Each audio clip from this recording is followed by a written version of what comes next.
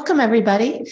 Laura and David and I are going to talk to you today about modifying and creating OER. I'm going to give you a little bit of an introduction to this in case you're brand new. So today, here are our goals. We're going to plan for key aspects of the OER creation process so that you can either curate or create your own high quality open course materials. And you can see the list of topics we're going to hit as we head through these slides. The slides are available at that link, and I think Brad can probably toss that in the chat as well if you want to follow along there. Okay.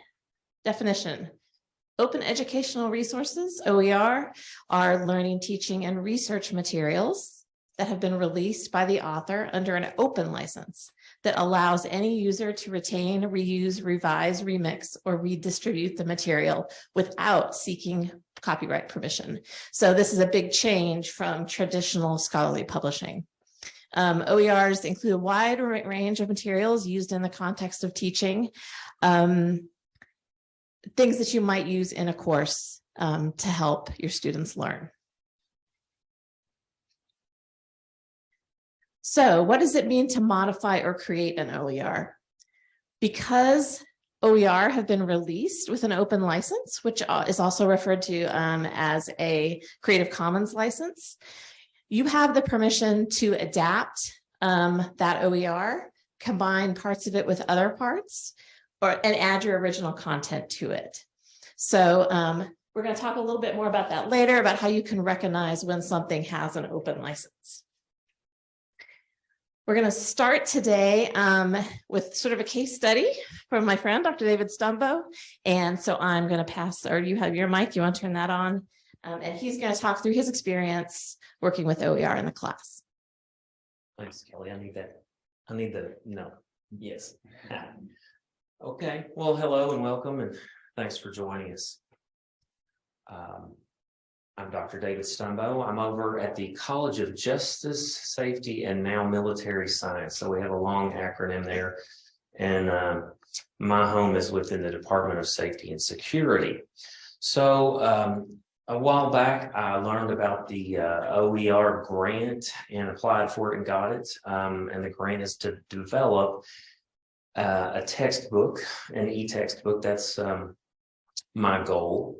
Of course, the timetable is always as soon as you can, right away, yesterday. That's like everything. But it has been a learning process, and both these ladies up here have been guiding me along the way. So thank you. And they continue to do so. I didn't have any experience in developing OER. Beyond my professional field, which is occupational safety and health, which has always been a sharing field among professionals. There's just sort of a culture where, you know, if you have a particularly good resource, it's shared openly. So I guess OER just kind of was a good fit for me in that regard. I'm challenged there by my somewhat lack of tech savviness. I gave myself a 6 out of 10. I don't know. That may be a bit generous, but anyway, a little bit there. You can see my graphic. Anybody want to take a stab at what that is? Well, it's pie. Pie in the sky, right? The goals were a bit pie in the sky. Really went into this not knowing where I would go. I just knew that I wanted to develop an open educational resource for occupational safety and health. I wanted it to be media rich because I know that's what I would want, and I know that's what our students basically expect these days. And I wanted it also to try to incorporate some student created content. At some point along the way, probably through a seminar through the Faculty Center for Teaching and Learning here, I heard about recycled assignments. You know, so it's like, you know, some student builds it and then we improve upon it over time. We don't throw it away, write it, and never look at it again. So I'm trying to incorporate several of those elements. The challenge, of course, is technology. You can't even go back and look at some of the basic applications without them having been changed last year or something, you know. So it's an ongoing challenge to keep up with the technology, and it required quite a bit of time on my part to try to figure out, okay, which app am I going to use or apps am I going to use for this? So I did a bit of research. I'm really right up until I don't know, maybe like a week ago, I guess, maybe 2 weeks ago. I knew that it had to. The goals there, the required box, is that we want it to be, housed in Encompass, right? Compass. Encompass, you have some other options now that we need to explore, and we'll talk about that later. When I started with this, they were like, it has to go there. And I was like, okay, what does that mean? But I wanted to have multimedia and it be interactive as possible, and accessibility also. Laura, at some point I got, connected with her, and I was like, oh yeah, we need to do this too. So those were what I considered, necessary. And then in the other box are some things I thought, well, it'd be great if it was easy to learn, that'd be great. And by useful elsewhere, I mean, like, if this is something that I can transfer or apply in other areas somehow. And then one of my current favorite features is being able to talk to text, right? I get tired of typing, have to do that a lot. So if it has a good talk to text, feature, that would be great. And I looked at quite a few different apps. Of course, MS Word is probably the ground floor with most folks. Canva is similar to the Adobe InDesign. Acrobat kind of gave me a few headaches, but early on, I was thinking that we needed to be in Acrobat. So I looked at that quite a bit, and then, YouTube, because there is so much video content there and that sort of thing. So I was really looking all around a lot of different places, and it came to a bit of having to learn things. Unfortunately, it's like, oh, not only do you have to be a subject matter expert in your field of expertise, but you also have to be somewhat of a computer subject matter expert as well. And I did quite a few tutorials and YouTube videos. I found this one, the third bullet down there, that I was a little bit surprised. The EKU Community Education Center, it's in the Perkins building, and they offer quite a few how to do Adobe InDesign and that sort of thing courses. So I was like, oh, cool, okay.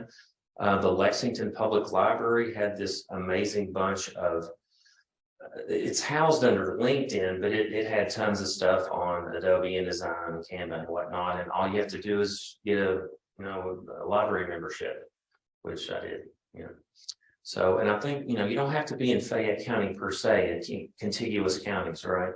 Yeah.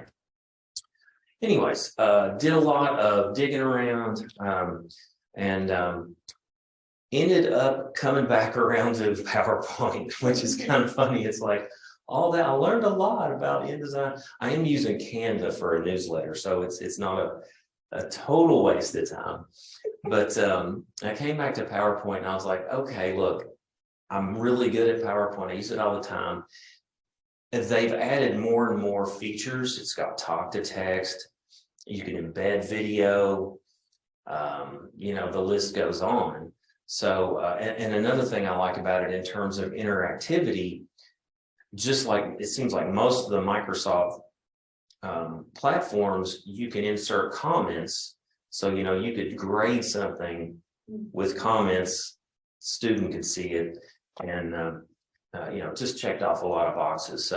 So far, so good on that. I've cranked out a couple of chapters, and I plan to launch this as a single assignment this summer in an online class. So, okay, we're going to do this one thing. We're going to use PowerPoint.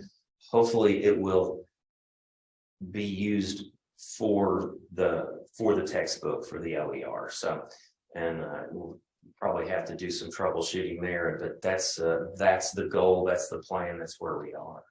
So, That's pretty much it for my experience here. Do we have any questions from the studio audience?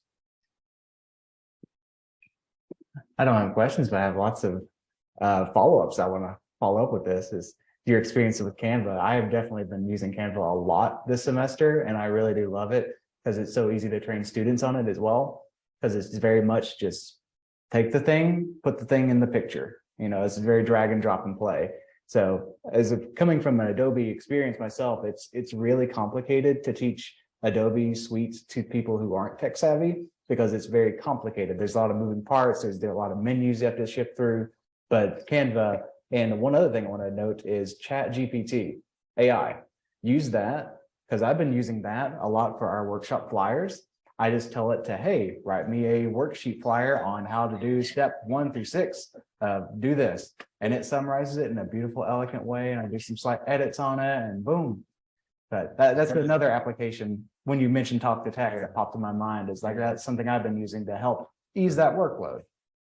I didn't mention the accessibility element of PowerPoint, and I found some pre-designed Adobe, PowerPoint templates that were, at least it said, and this was a Microsoft website, these are already set up for accessibility.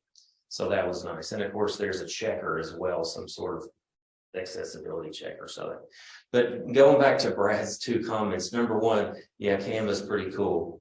I have a GA, and we put out a newsletter for the first time with our department last semester. It was really easy. The only problem I came up with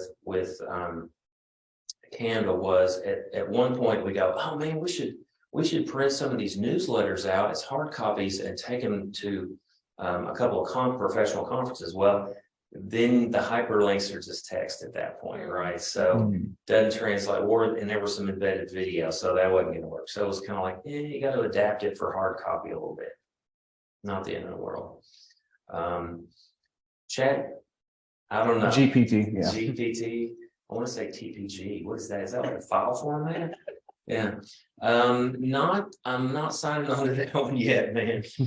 We're gonna see where that leads. I'm not gonna I mean, maybe I will. Maybe that'll be a thing to do. I'm still learning about AI and so forth, but that could be part of one of the assignments with this is like use AI, do this assignment in PowerPoint, whatever, and let's see what it comes out with. You know, that's an idea. I know it's a lot of out of the box thinking with AI at this point. Yeah, it's a path that is still being laid before us, but still, it's good to get early on if you're interested into it. Well, yeah, I don't think we have any choice. What else? Do we have any questions online? I do have another one, but I want to make sure the online folks get some chances to talk to. And we do have some other content as well. Yeah, we're good on that. Cool.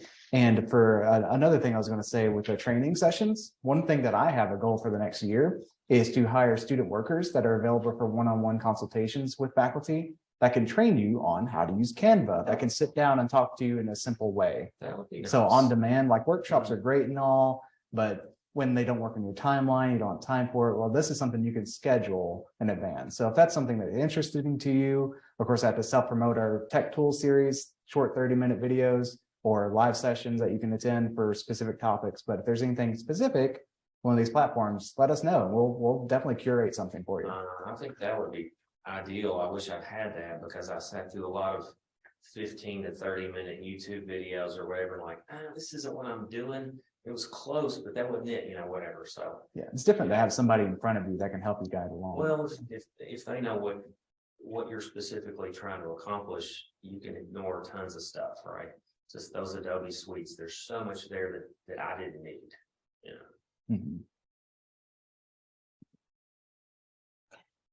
I'm gonna move on. And any other questions? Feel free to put them in the chat, and we'll get to those later. Okay, so the second part of this presentation, we're going to talk a little bit about. So if you are a faculty member, like Dr. Stumbo, who decides that you want to explore creating OER content, we're going to talk a little bit about how we can support you in the library and how we do support you. some specific examples. And I'm starting with this somewhat overwhelming looking framework. And let me just say, this is something that might be helpful to you if you do want to do an entire book. But I recommend the method that Dr. Stumbo is using, with just starting with one assignment and kind of piloting it and see how it goes. It doesn't have to be this huge right here, but if you are thinking, yeah, I want to do a textbook, these are all the kinds of things that you need to think about. And about half of the things on this chart, we in the library are here to help you with. You don't have to do it all by yourself. Okay. The first thing I wanted to just clarify is what open licensing means. So quite a quick question for you, David. Are you using all content that you are coming up with, or are you going out and finding some things and adapting and adding? What is your plan? Adapt and add. Yeah. There's maybe one other OER that I can get access to, or that I have access to, that's going to be useful. A lot of it is governmental. Mm-hmm. So it's a lot of times I just have to cite the source, you know, Mm-hmm. it came from whatever government agency. But Yeah. And so a lot of the government information is public domain, and you're fine to use that with attribution. Creative Commons licenses are a little different. And you might have seen these icons when you're out on the web looking at resources. You might be familiar with Creative Commons. It's basically a philosophy of publishing openly, and it outlines how you, the author, how open you want to be. So this is kind of in order from the least restrictive to the most restrictive. So least restrictive is attribution. Like, you can use my resource and you can do whatever you want with it as long as you say that I created it, the original version. Okay, so that's CC BY, and you'll see that quite often. And then you can kind of read through these other possibilities. Share alike just means if you share it, you need to share it with the same license. So it has to be CC BY SA if you reshare it. Okay, no derivatives. Basically means you can't remix it. So you can share it freely, but you can't change it. So that's kind of how the range of that goes. The Creative Commons website is a fantastic resource, and they have a license chooser tool there that you can kind of pick which one you think you want to use. So this is different from open access, and that's a point of clarification that I should make. So you're probably already familiar with open access journals. You might find open books and videos online. YouTube is a giant open repository, but it's not OER, it's open access. Unless a resource specifically gives you the rights to reuse it and remix it, it's assumed that that person has copyright intellectual property. And in that case, only fair use would apply. Okay, so I kind of covered all this. You should have access to these slides. You can check out those links, some places where you can find some great repositories that have lots of open content in them. Okay, this is really hard to see on a screen, but one of the things we do in the library as we talk you through authoring and publishing potentially a book that has content from other places is you really got to keep track of that. So you have to so what we do is we kind of ask you to log. So in this resource that we're going to publish on the library's website, we are going to check and make sure that each of the resources you are using, that actually those have, we have the right to be able to publish that. So this is one of the resources we share with you. And so you kind of think through, how you want to use other people's resources. And this is a really great example I got from Dr. Carl Root. And I highlighted, there's he does, domestic terrorism type work. And there's this resource that he's using that explicitly says, this booklet is anti-copyright. Please reproduce it all you want, okay? And so that's technically not a Creative Commons license. That's public domain, that's CC's. They've said, take it, do what you want with it. You don't even have to attribute us. So that made me laugh. This is a quick heads up. Yeah. He told me to pass along his thanks to you because there was a website that he was pulling information from that had been taken down apparently. Yeah. And you pointed him to a website or a resource that was able to like find the historical digital footprint to make it reopen for him. So he wanted me to pass along the thanks for that. Yeah, the Wayback Machine. So if you ever use something in your class, like say you link to a resource in your syllabus and then it disappears, it's worth checking out the Wayback Machine to see if it's there. It's an archival site online that has archived and scraped websites. Yep. Okay, so when you are thinking about publishing work, can you use copyrighted material? Well, no. So you can't copy sections of it and put it in your OER and say that it's OER. You can cite other things the same way you're used to citing in terms of fair use.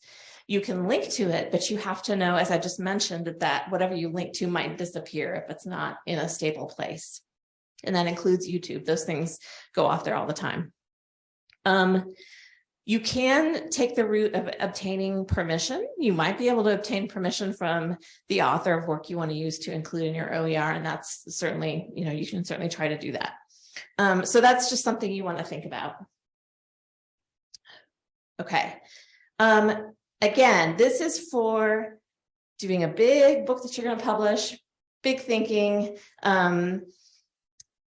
You really do want to think ahead of time what all is going to be involved and what your timeline is. And I would say from my experience working with authors for the past 5 years, whatever you think your timeline is going to be, like maybe double it. Does that seem about right? At a minimum, yeah. Yeah. So, because you have to do that research. I mean, you've spent a year kind of just figuring things out, and that's totally fine. So yeah, this is a long-term project. And I will say that it's easier if you've got multiple folks working with you. It's hard as an individual to take on a huge project like this. Okay. All right. Quick thing I wanted to mention. So the good thing about using OER, either borrowing OER that exists already in the world or creating your own, is you can really customize those and make them more inclusive and equitable. So if you look into concepts such as universal design for learning, those kinds of philosophies of how you teach, OER is really well suited to fit into that, because you might find a resource that's OER, but it might not be very inclusive. It might not have a lot of diverse voices, but you can just take parts of it and add additional things. So that's really the benefit of OER, is you can make it how you want it to be for your students. The other thing is, and you mentioned working with students, I need to talk to you about this actually.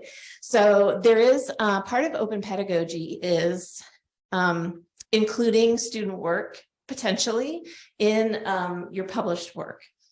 And being really, letting people know that these are co-authors of the work with you. But you really need to be intentional about that, and they really have to have an understanding of what they are licensing for their work as well, and give students agency over that. So we have some resources to help you, some language agreement that you can share with students so they understand.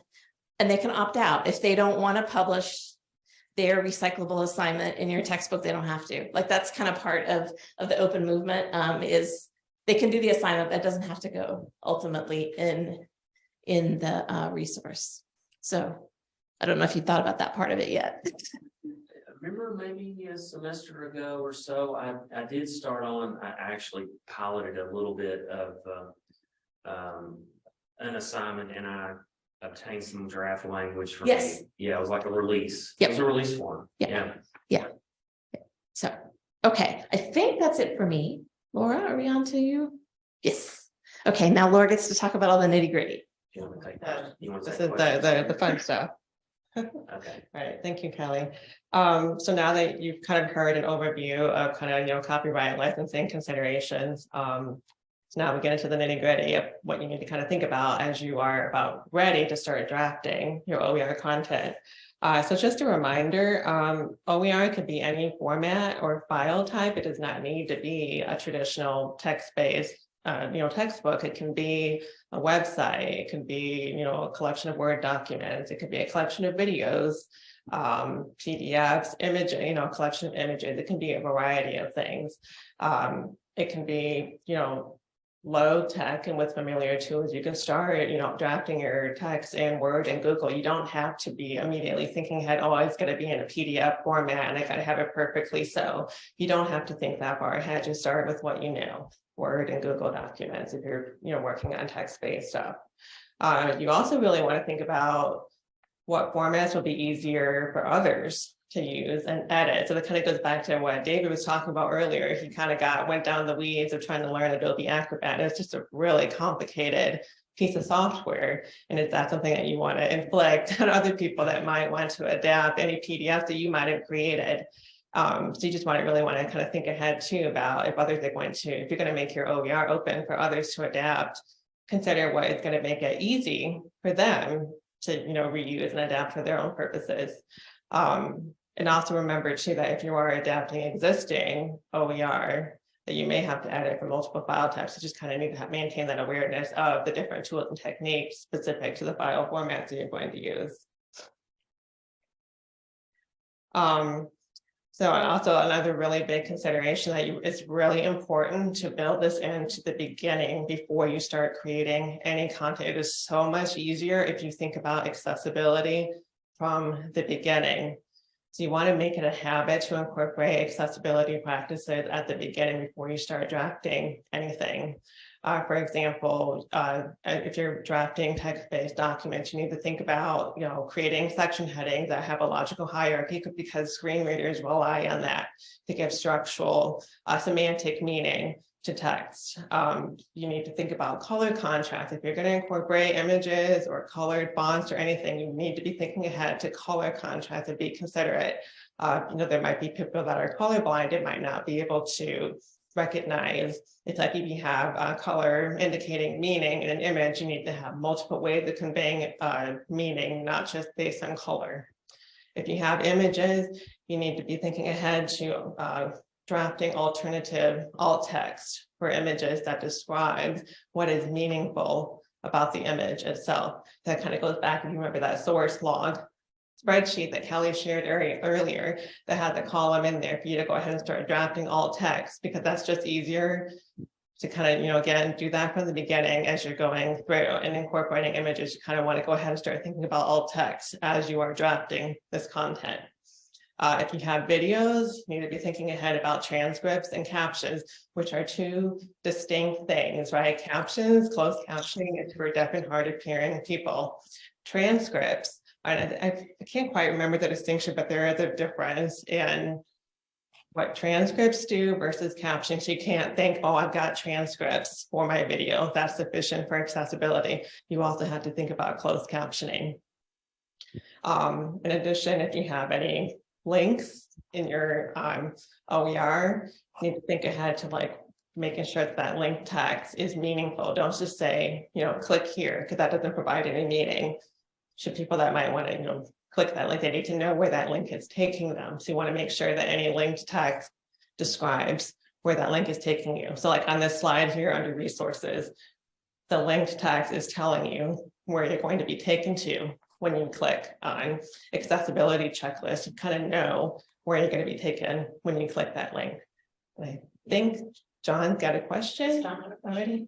Yes, I'm so sorry to interrupt. Is there I was hearing Dr. Stumbo talk earlier regarding he found out that things translating and incorporating to facilitate accessibility worked with some platforms, but not others as well, like Adobe versus Word versus PowerPoint versus YouTube. And then now we're talking about this. Is there a best practices sheet to consult or an office that we can work with immediately to say, okay, kind of here's what I'm thinking from an accessibility point of view, what's my best avenue of approach, rather than trying to figure out what that approach is? Yeah, so IT, EKU IT actually on their site, EKU IT on their website has some guidelines for accessibility. And this is beyond just OER, but like things that you upload to Blackboard, you might want to think about this as well. So yeah, there are definitely resources on that site, John. Because I know those have to be in place before you're even aware of any accessibility things. Yeah. So like we were just talking about captioning versus transcription, like those already have to be put in place. So I'm just kind of curious I understand their guidelines tell you kind of your left and right limits, but is there like if you want to do this, this is your best option. If you want to do this, this is your best option. Yeah. I don't know if you heard everything he was saying. So he was asking, like, is there a one-page sort of list of things already in place that he can use to make something accessible? And just basically more than just guidelines, like how to actually do it. And so I think this slide kind of talks about that. Yeah. That's a really good question because accessibility is so complicated.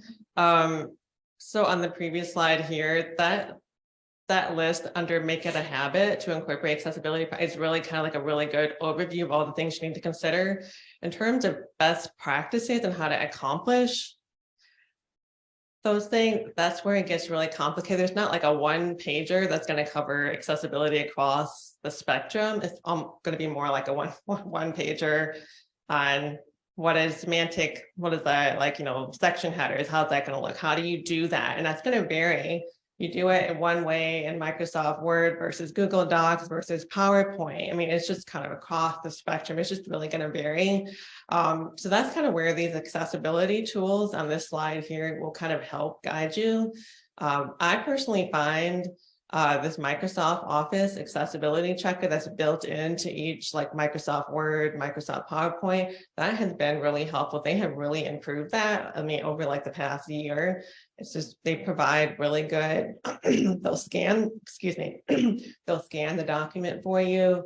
They'll flag errors that they find, and then they will explain exactly what the problem was and then link you to more help that will kind of explain it specifically what you need to do to address that issue. So it's kind of, for me, it's been like kind of a chicken and egg, I'm not quite sure where to start.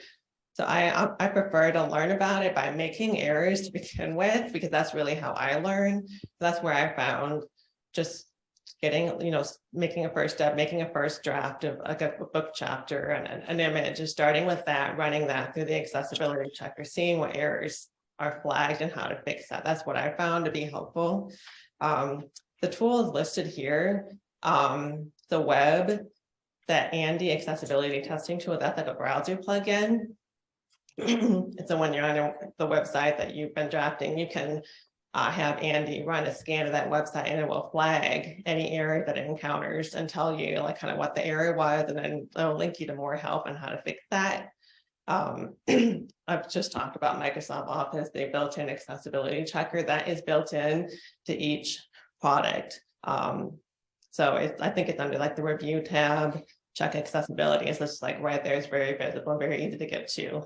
Another tool that we all have access to is Blackboard Ally, and I found that that's a really helpful tool where I can just go and upload a document into Blackboard, and again, it will scan it, flag any errors, and kind of tell you what the problem was and then how to fix it. And I found it was a pretty helpful overview.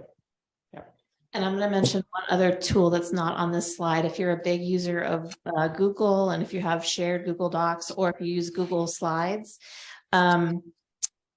something particularly that you can't do in Google is to make different header levels. So like, say you want to have a table, the first row of a table should have a table header level. And you can't do that inherently in Google, but there's this thing called Grackle. Grackle is like an add-in or an extension or something. And when you add that to your Google, you can use that to create those features, those accessibility features. And it also checks to see if there are errors. So I found that really helpful. Thank you so much. I want to add to that too, for accessibility, it's always changing. Like we talked about with Microsoft products, I definitely see they've been leading the way in the terms of making things most accessible. But the best answer is to really just to talk to your students too. We've had the ASL community over here quite a lot, and I've talked to the translators often about what's the best way we can make our content most accessible. And they say it's complicated. It depends on who you're talking to, or which one you're translating for. So just putting closed captions on a video at the end of the day may not be the answer. That might make things more difficult for a student because automated transcriptions can be tricky sometimes. So it depends. So at the end of the day, talking to the specific students and getting feedback each semester is an important way to keep your stuff accessible, along with following that checklist, the ADA compliance. Thank you, Brad. Okay, so now this is the part where EKU libraries can come step in and help more with polishing the final product. We do provide generic front and back cover images. And that is what we provide. We don't have a full-time graphic designer, but OER creators, you guys are more than welcome to come up with your own cover design. Obviously, of course, if it's got images and stuff, you need to make sure you're including alt text for any images that you include. But we do have generic book cover images that we do offer, and that's those screenshots there on the slide is an example of that. We will also do final accessibility and universal design learning checks, just like do a final run through and check, making sure all the accessibility concerns have been addressed to the best of our ability. We'll also work on obtaining an ISBN, and then we'll handle the import to the platform that I'll talk about in the next couple of slides. We'll handle the final import process and running the final checks on that final product. So now I'm going to talk, sorry. One more slide here, the publishing and marketing. So like I mentioned earlier, we do have a repository in Compass. That's what we currently use. I'm going to talk about a couple of other platforms that we've got in the works that we think will work a lot better for highlighting our faculty OERs. But we do have a stable repository. By stable, I mean it's like permanently archived. Like that link will not die. It will still be there. Like can't say forever and ever, but indefinitely it is as stable as something digital can be on the internet. We will also cross-post the OER onto other OER aggregator sites just to kind of increase the discoverability of your OER. We will market it by announcing an EK today, posting announcements on OER listserv just to make other librarians and other institutions and faculty and other institutions aware of that OER because they might want to, think about using it for their own courses. So I'm just going to start talking a little bit about a couple of platforms in the pipeline. This is really quite brand new. We haven't even had a chance to tell David here about a platform that might work for his PowerPoint slides if you're thinking about. But first, Pressbooks. This is a new platform in the pipeline for all academic libraries that are part of the SALC consortium. It is very good. It's a great platform for traditional text-based books. It presents it in an ebook format that we're all used to and that we all really like. It's very easy to navigate. You can read online. You can download the entire book for offline reading, download specific chapters. And the other thing that's really neat about Pressbooks, I think Kelly was really particularly excited about, is the open annotation feature. It integrates with Hypothesis, which is it's a very dynamic annotation feature that you can make publicly available so anybody can come to that OER and see your annotations. You can create reading groups just for your specific class or a specific group. You can make it as open or as closed as you want. The other benefits of Pressbooks is that it's very easy to export the OER in multiple formats. You can export it in HTML, web format, PDF, or EPUB. That makes it easy for remixing and adapting, or just downloading for your own personal use. And they've worked very hard to support embedding multimedia and interactivity within the ebook itself. So that's in the pipeline. Contact EKU libraries if you're curious to learn more about that.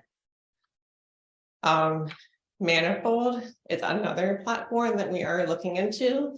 This is a really interesting platform. It's a really good platform for collecting related content in one place. It's kind of like a project-based website. For an example is you can collect ancillary materials alongside essential text. So the screenshots that I have here on the slide are an example of an English book, The Mill and the Floss. Somebody created this for their class. And so they've uploaded the text of the book, but then they've also uploaded related resources that range from links out to Charles Darwin's text to lectures on YouTube by another professor, to links out to like Wikipedia articles about, how mills worked back in the 19th century. It's just a very interesting dynamic way of collecting content into one area. But it's also really good too for linear text-based books like press books as well. So it's just, we got a couple of options here that we're exploring. And so we are working hard on seeing if we can bring that to EKU libraries. And then last but not least is Encompass. This is still an option.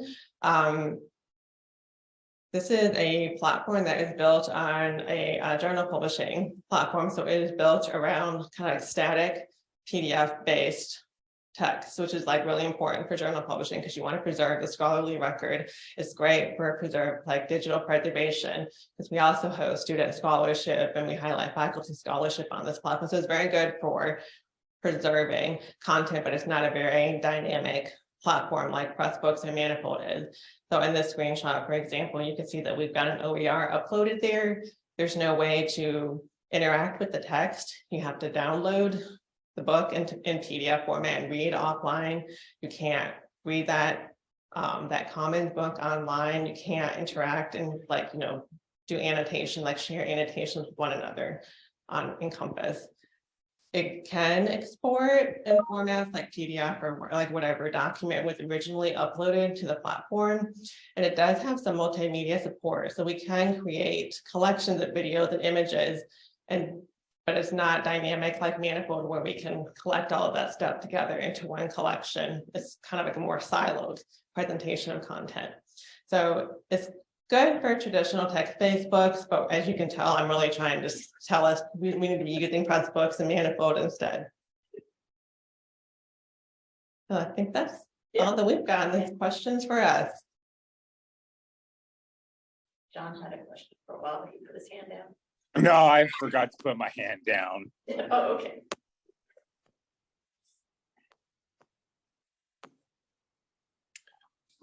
Here's the guy. It has nothing. I feel bad for bringing this up because it has nothing to do with anything we've talked about. Okay.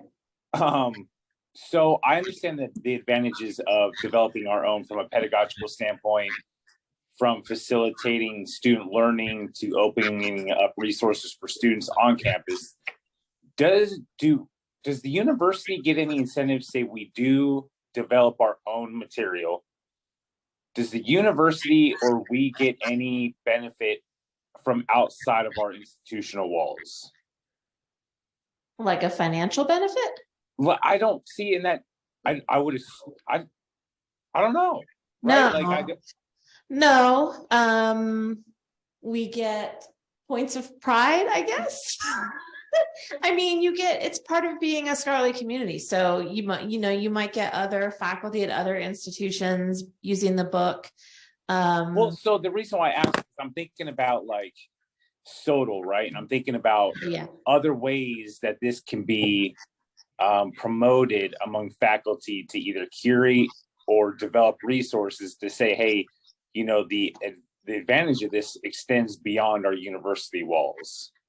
And I'm just trying to identify what some of those may be. But I know that's nothing to do with this meeting. And so I can back talk to this until it becomes way more relevant. My apologies. No, that's fine. Well, I mean, you could certainly point out the fact that these materials, whatever your resources that you develop, has been developed at EKU through EKU support. So, good for us. Look at what we're doing, that kind of thing. So a little bit of bragging rights, I guess. And then if it was a resource that could be used,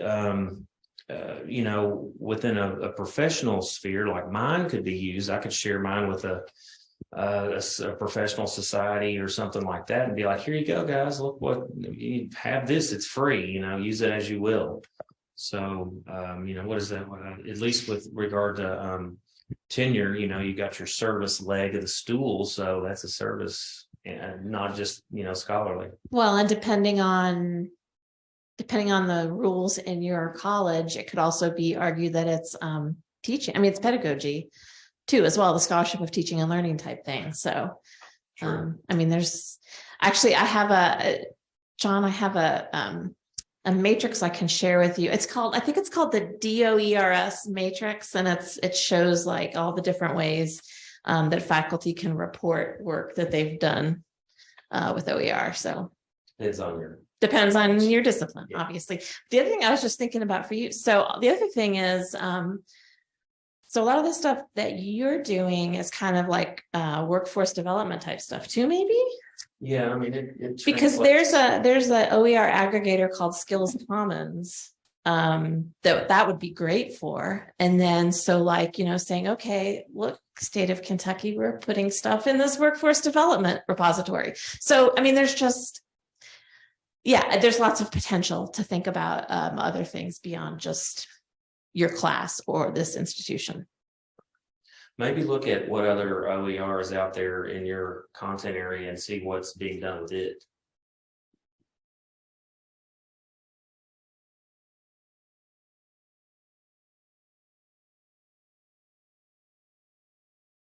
Any other questions? Jumped off. Had a few people had to dip out there at the end of the time, but thank you all so much for doing this. We had lots of very positive feedback in the chat. You can see for the interesting session, and I think these resources are something that we should continue to build upon. Thanks, Brad. All right, Thank you. Thanks, John. Thanks, everybody. Hope you have a